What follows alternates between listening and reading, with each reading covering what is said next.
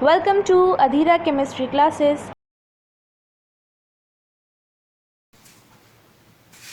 Hello friends, Adhira chemistry classes में आपका स्वागत है।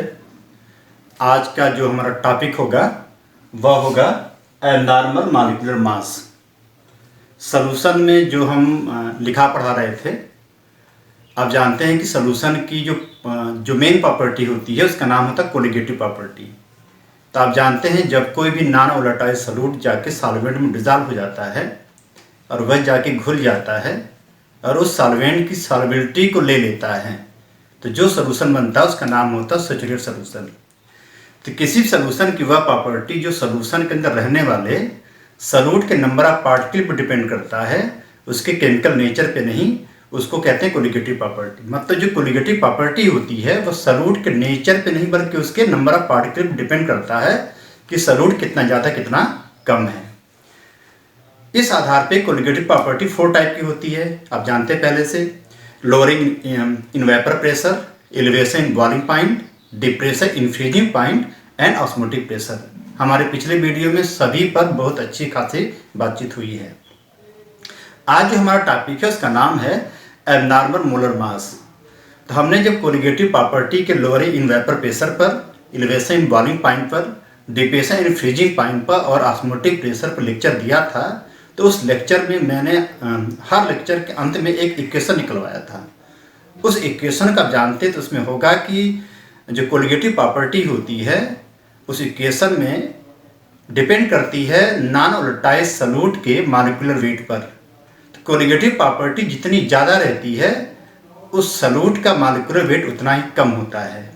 इसका मतलब यह हो गया कि जो कोलिगेटिव प्रॉपर्टी होती है उसका जो अमाउंट होता है, उसका जो एक्सटेंट होता है वह नॉन वोलेटाइल सॉल्यूट के मॉलिक्यूलर वेट के इन्वर्सली प्रोपोर्शनल होती है। माने कोलिगेटिव प्रॉपर्टी बढ़ती है तो किसी भी मॉलिक्यूल का मॉलिक्यूलर वेट घटता है। तो आप इसको ऐसे लिख सकते हैं कि अगर हम कोलिगेटिव प्रॉपर्टी को डेल्टा से रिप्रेजेंट करते हैं तो delta is inversely proportional to molecular weight of non volatile solute. इसको आपने लोअरिंग इन वेपर प्रेशर में, एलिवेशन इन बॉइलिंग पॉइंट में, डिप्रेशन इन फ्रीजिंग पॉइंट में और ऑस्मोटिक प्रेशर में देखा होगा और इसको आपने लिखा भी होगा। अब आता है जिसमें मान लीजिए आपके पास कोई भी सॉल्यूट है और वह सॉल्यूट जाके सॉल्वेंट में डिसॉल्व होता है, तो वह सॉल्यूट डिसॉल्व होने के आधार पे 3 टाइप का हो सकता है। एक ऐसे सॉल्यूट हो सकते हैं जो सॉल्वेंट में जाने पर बिना टूटे या बिना जोड़े हुए डिसॉल्व होते हैं। मतलब अगर कोई सॉल्यूट ऐसा है जो न तो डिसोसिएट होता है न तो एसोसिएट होता है, जाके जो आप डालते हैं उसी अमाउंट में जा करके घुल जाता है, डिसॉल्व हो जाता है, तो उसकी जो कोलिगेटिव प्रॉपर्टी होगी वह ऊपर नीचे नहीं होती है, घटती बढ़ती नहीं है। जैसे आपके पास यूरिया है, ग्लूकोज है, अगर आप 1000 पार्टिकल ग्लूकोज के डालते हैं तो पानी में जाने पर 1000 पार्टिकल ही रहेगा। इसका मतलब क्या होगा, जो कोलिगेटिव प्रॉपर्टी होगी वह 1000 पार्टिकल पर डिपेंड करेगी, तो जो उसका मॉलिक्यूलर मास होगा वह 1000 के हिसाब से निकाला जाएगा, न घटेगा न बढ़ेगा। हमारे कहने मतलब क्या होगा, अगर कोई नॉन वोलेटाइल सॉल्यूट सॉल्वेंट में डिसॉल्व होने पर डिसोसिएशन या एसोसिएशन नहीं करता है, तो जितने नंबर ऑफ पार्टिकल आप डाले रहते हैं उतने ही नंबर ऑफ पार्टिकल होता रहता है, कोलिगेटिव प्रॉपर्टी पर कोई असर नहीं पड़ता है। जो कोलिगेटिव प्रॉपर्टी आप अनुमानित किए रहते हैं, जो आप सोचे रहते हैं, वही ऑब्जर्व भी होता है। तो वह हो गया एक केस, एक ऐसा केस हो गया जिसमें सॉल्यूट सॉल्वेंट में जाने पर न तो डिसोसिएट होता न तो एसोसिएट होता, तो उसमें जो कोलिगेटिव प्रॉपर्टी आती है उसकी वैल्यू नॉर्मल वैल्यू आती है, तो उसका मॉलिक्यूलर वेट भी नॉर्मल आता है। लेकिन बहुत सारे केस ऐसे भी होते हैं, बहुत सारे ऐसे सॉल्यूट होते हैं जो सॉल्वेंट में जाने पर टूट सकते हैं या जुड़ सकते हैं। जैसे NaCl है, NaCl जब जाएगा, जिस माने आपने 1000 NaCl पार्टिकल आप डाले, तो आप तो सोचे होंगे कि 1000 NaCl पार्टिकल डाले होंगे, तो पानी में जाने पर 1000 NaCl के सॉल्यूट पार्टिकल हैं, तो 1000 के हिसाब से कोलिगेटिव प्रॉपर्टी ऑब्जर्व होनी चाहिए थी।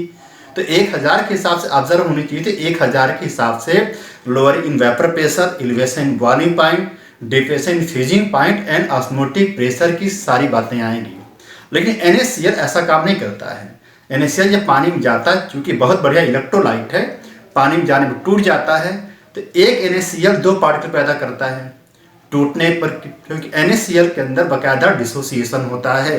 तो एक NaCl 2 पार्टिकल पैदा करेगा, तो 1000 NaCl 2000 पार्टिकल पैदा करेगा। तो आप डाले 1000, वह जाके पानी में 2000 हो गया। अब कोलिगेटिव प्रॉपर्टी जो होती है 2000 पार्टिकल के हिसाब से रन करेगी, क्योंकि कोलिगेटिव प्रॉपर्टी NaCl के नेचर पे नहीं बल्कि NaCl के द्वारा दिए गए सॉल्यूट के पार्टिकल के नंबर पर डिपेंड करती है।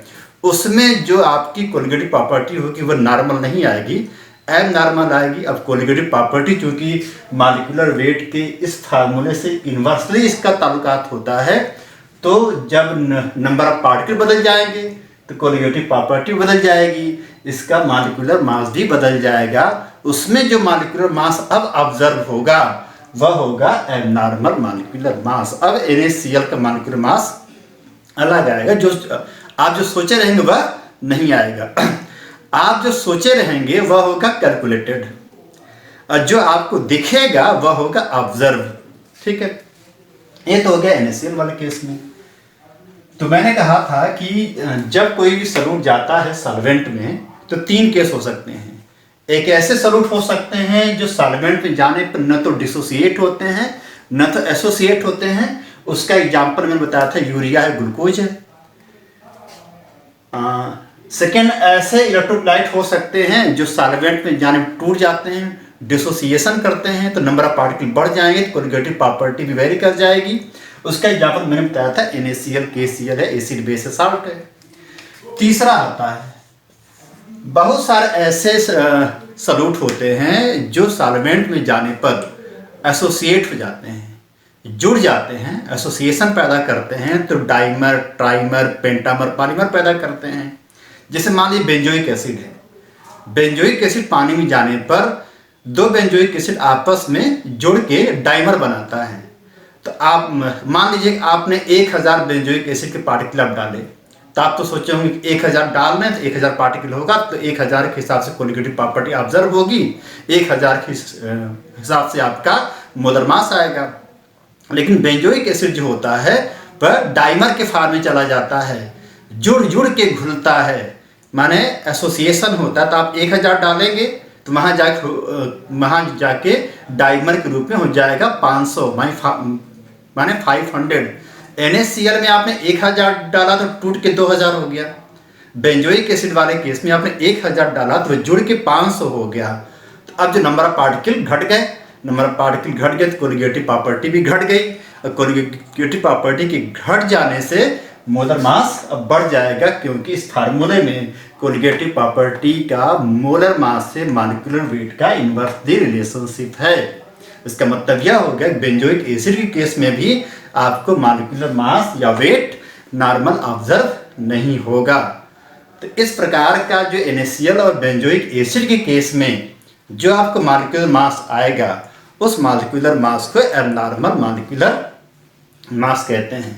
तो एबनॉर्मल मॉलिक्यूलर मास की जो वैल्यू होती है डिपेंड करती है कि वो सॉल्यूट कैसे जाके बिहेव करेगा, उसका डिजॉल्व होने का क्या नेचर है, कि अगर सीधे डिजॉल्व हो गया 1000 पार्टिकल तो 1000 का आएगा, 1000 पार्टिकल जाके टूट गया तो 2000 का आएगा, 1000 पार्टिकल जुड़ गया डाइमर के रूप में तो आएगा 500, टाइमर हो गया तो वह आएगा 333, और टेट्रामर हो गया तो 250 होगा। अगर मान लीजिए कोई सॉल्यूट पार्टिकल जा करके पेंटामर की फॉर्म में आएगा 1000 का हो जाएगा 200 पार्टिकल, कोलिगेटिव प्रॉपर्टी आपकी और कम होने लगेगी। तो यह हो गया एबनॉर्मल मॉलिक्यूलर मास का मतलब कि कोई भी सॉल्यूट जा करके एबनॉर्मल मोलर मास क्यों पैदा करता है, क्यों ऑब्जर्व होता है, उसका ये लेक्चर हो गया। इस बातों को समझाने के लिए फार्मूला दिया था वान 't हाफ ने। तो इस प्रकार का जो डायलेमा है, जो संकट पैदा होता है कि अगर कोई भी मॉलिक्यूल जाके डिसोसिएशन या एसोसिएशन करके घुलता है तो कोलिगेटिव प्रॉपर्टी के घटने बढ़ने, नंबर ऑफ पार्टिकल के घटने बढ़ने से मॉलिक्यूलर मास की वैल्यू घटती बढ़ती रहती है।